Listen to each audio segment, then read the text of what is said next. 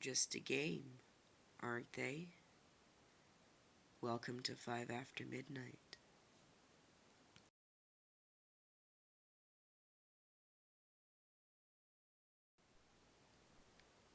Number 1.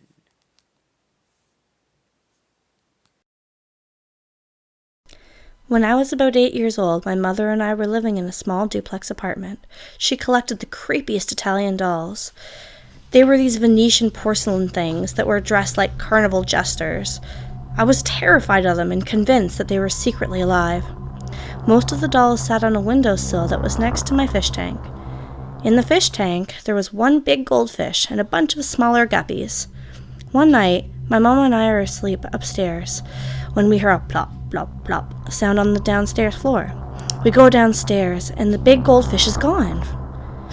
We searched all over for it, thinking it had maybe committed fishy suicide and jumped out of the tank. Eventually, we find the fish's tail, lying right next to the dolls. It was as if one of the dolls had picked up the goldfish by its tail and had eaten the rest of it, or at least that's what I thought at the time. I still can't explain it. The other fish in the tank were too small to eat the big one, and there were no cats or anything like that around. Needless to say, I convinced my mom to get rid of her creepy dolls as soon after that. Number 2. I was around 12 when I went to our toy room in the basement. A few years before, we had a science project in school where we had to make a cross-section of a house out of cardboard and put on switches, bulbs, motors, bells, etc., and wire it up correctly. That project was in the toy room, and I went down there to disassemble some of the wires and motors that were on it for other uses. Now, the way the basement is laid out is that from the toy room, I can clearly see the stairs and anyone going up or down those stairs. There was a green ball close to the base of the stairs. As I was disassembling the stuff, I heard a few sounds. I looked back and I didn't see anyone. I call out my sister's and my housekeeper's names. No one answered. No one was there. I turned back to my project, and I heard a very light thud. I turned towards the door again, and the green ball is flying right at me like it was kicked. I duck my head down, and the ball just misses me and hits the wall behind me, and then just rolls slowly to a stop. I stare at the ball for a few seconds, then grab my shit and book it upstairs. Everyone in the house was busy doing other stuff. I still can't explain what happened.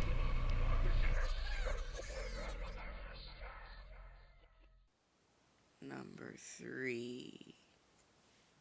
When I was a little kid, we moved to our new home, so we gave away all of the things that we didn't really need anymore. One of those items was that of a little doll that me and my brother always called Suzy. And we both know till this day that we gave it to our neighbors 100%. I remember exactly how I had handed it to them because I wanted to keep it for my kids. Anyway, this doll was now the property of the neighbor's daughter. We had been living in our new house for about 12 years now. One day I brought down my laundry to where we keep our washing machine in the basement, which is also where we keep all of our old stuff, just lying around collecting some dust. And there it was. Suzy was in the laundry room. I was really weirded out. This doll was lying in a box of our old stuff next to the washing machine, with her hair hanging out of the box. I took it and looked at it. It was the Suzy doll for certain. I asked my mom, and she was like, "Oh, didn't you give that to Mary Beth when we moved away from our old house?" It's not a creepy doll. In fact, it's really quite cute. But I don't know how it got back to us. Maybe it didn't like it at Mary Beth's house. Number 4. I usually don't tell this story, because people usually either tell me that I'm crazy or I'm making it up. Well, here you go. When I was very young, my grandmother lived in a place called Riverview. We were over visiting, and I was outside playing with a little rubber ball. It was broad daylight, and I was just throwing it up in the air and catching it.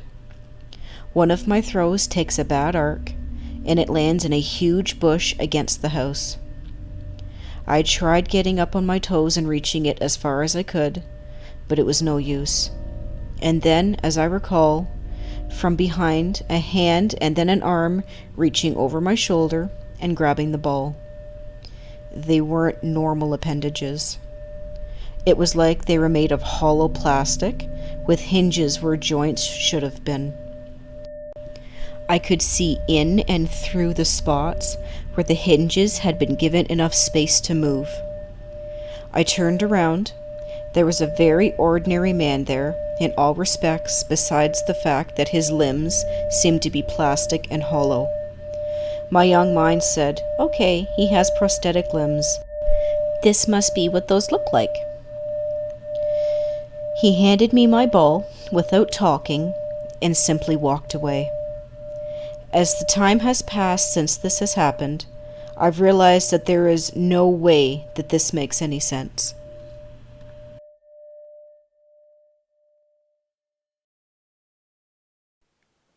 Number 5. When I was like 7 or 8, I was really afraid of the dark, and my sister would like to take advantage of that. She was 10 years older than me and loved to scare me. One night I went to sleep and started hearing something in my closet. I knew it was her, but I was a dumb kid, so I freaked out and screamed. Then I ran out into the hall and told my mom that my sister was being mean. I went back to bed and I climbed up to my top bunk in my bed. I had no idea why I had a bunk bed. I didn't share my room with anyone. I'm lying there trying to sleep, and then I find a toy stuffed bear in my bed. I find it really weird because I did not notice it before, so I throw it towards the closet. It flies back up at me and lands on my chest.